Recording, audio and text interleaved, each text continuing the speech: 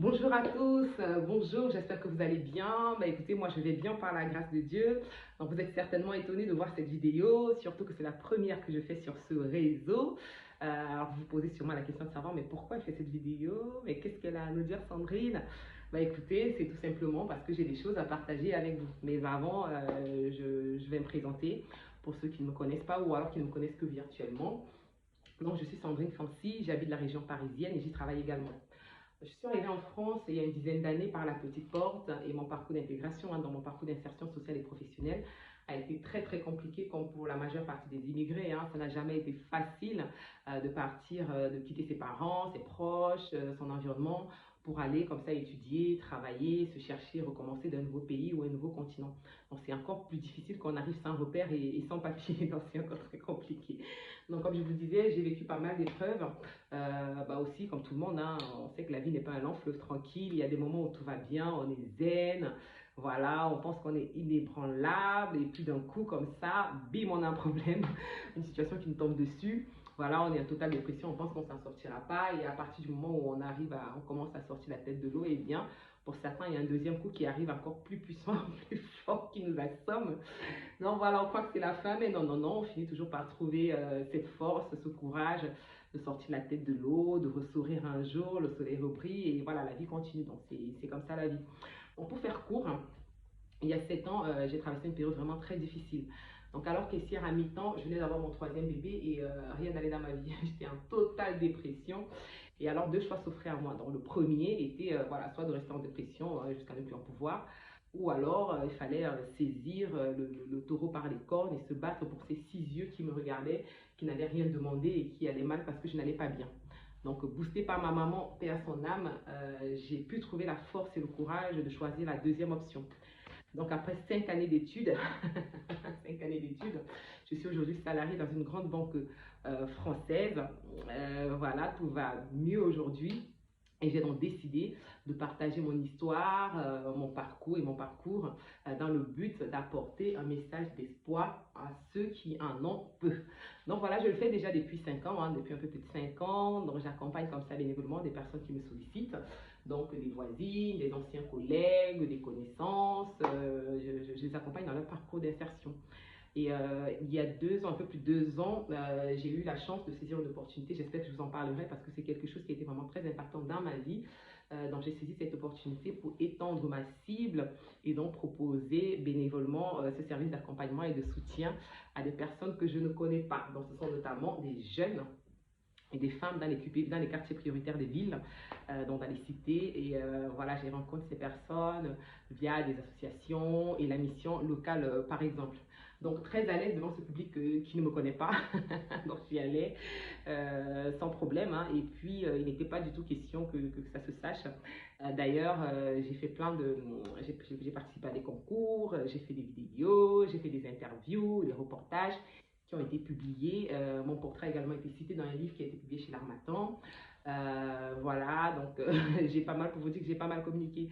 J'ai aussi communiqué un petit peu sur le réseau LinkedIn. Donc, notamment, il y a un peu plus de 2 ans, quand j'ai eu mon master, donc j'ai fait une publication pour remercier comme ça mon entreprise et voilà, mes enseignants, l'école qui m'avaient soutenu dans mon projet. Et figurez-vous que ce post a été partagé et vu au total plus de 30 000 fois, plus de 33 000 fois. Oui, rien que ça. Donc voilà, c'est juste pour vous dire qu'effectivement, il y a des choses qui se faisaient à l'extérieur et je ne souhaitais pas que ça se sache. Donc, donc je ne souhaitais vraiment pas partager avec vous, bien que je savais, je me disais toujours au fond de moi que c'était dommage, vraiment dommage, voire égoïste, surtout quand je voyais l'impact positif que ça avait dans la vie de ces personnes-là. Je me disais que c'était vraiment égoïste de ne pas le faire avec vous, mes amis, même si pour la plupart virtuels, et même si ce n'est pas avec vous, des personnes de votre entourage qui auraient besoin d'entendre, mais pas seulement d'entendre, mais de voir que c'est possible, qu'on peut qu'on peut s'en sortir.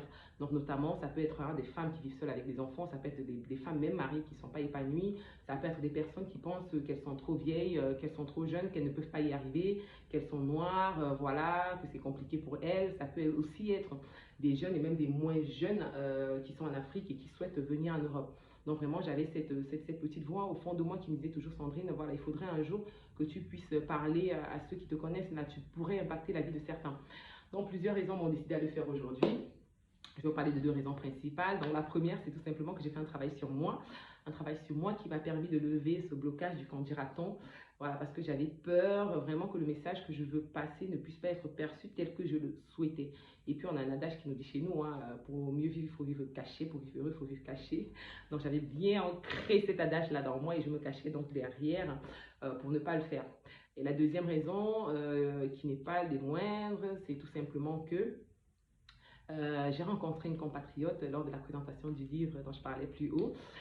Lors de la présentation de ce livre-là, cette compatriote qui est devenue une amie, voire une sœur pour moi, elle est décédée malheureusement le mois dernier. Donc nous avons vraiment eu le temps d'échanger, de nous dire au revoir. Et la dernière conversation que nous avons eue ensemble a été pour moi un véritable électrochoc.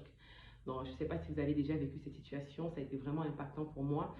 J'espère vraiment que je vous en parlerai voilà, très prochainement, tout comme des vidéos de tout ce que j'ai fait. Je vous partagerai des liens si besoin pour que vous alliez voir un petit peu. Donc voilà, pour ces raisons-là, j'en ai d'autres, hein, mais voilà, c'est les deux principales raisons qui m'ont permis, voilà, qui me permettent aujourd'hui de vouloir échanger avec vous. Donc voilà, je tiens à apporter quand même quelques précisions. Tout d'abord, je ne veux vraiment pas que ce que je dis ou ce que je vais dire puisse être perçu comme de la prétention, mais absolument pas du tout. Pas du tout, pas du tout, pas du tout. C'est d'ailleurs la raison pour laquelle je n'ai pas publié. Donc je ne fais pas cette démarche dans le but de dire que voilà, je suis arrivée, voilà, de dire que j'ai percé, pour dire que ma vie a changé, ou alors que j'étais pétrole, je suis devenue kérosène. Non, non, c'est pas le but de cette vidéo, pas du tout. Comme je vous le dis, hein, je suis salariée d'une grande banque. Je n'ai pas la grande banque. Donc, j'y vais, je travaille, je gère le compte des gens qui ont beaucoup d'argent. Et voilà, et à la fin du mois, j'ai un salaire et ce salaire est ma seule source de revenus, seule source de revenus à ce jour. Donc, tout ce que je fais en extra, c'est vraiment du bénévolat. Déjà parce que j'aime faire ça et aussi parce que je pense, et j'en suis certaine, c'est un devoir pour moi de transmettre ce que j'ai reçu. Car j'en suis certaine, hein, si pendant que je vivais certaines situations de ma vie, j'avais rencontré quelqu'un comme ça en qui je pouvais m'identifier, qui me parlait de son parcours, de sa persévérance, voilà, de la motivation qu'elle a eue et pour arriver au succès, je pense que les choses auraient peut-être été donc différentes.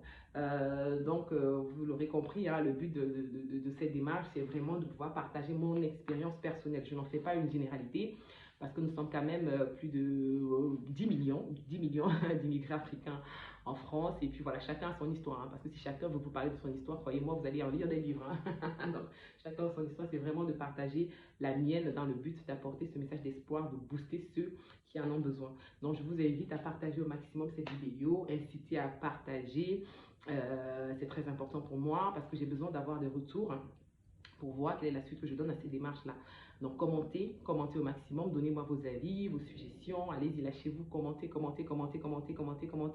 Ne passez pas cette vidéo sans laisser un commentaire ou alors un petit pouce si vous aimez ou pas. Voilà, faites-moi savoir, j'ai besoin de connaître.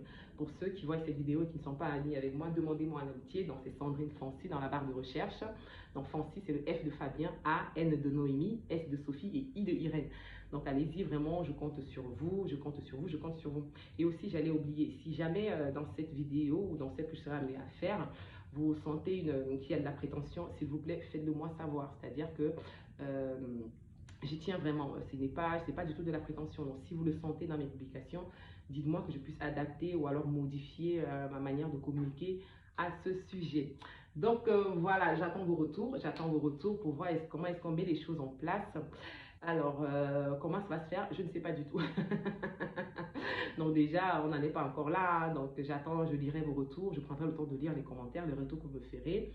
Et si vraiment il n'y a pas de besoin, vous n'avez pas besoin voilà, de savoir, que je partage avec vous, il n'y a pas de souci.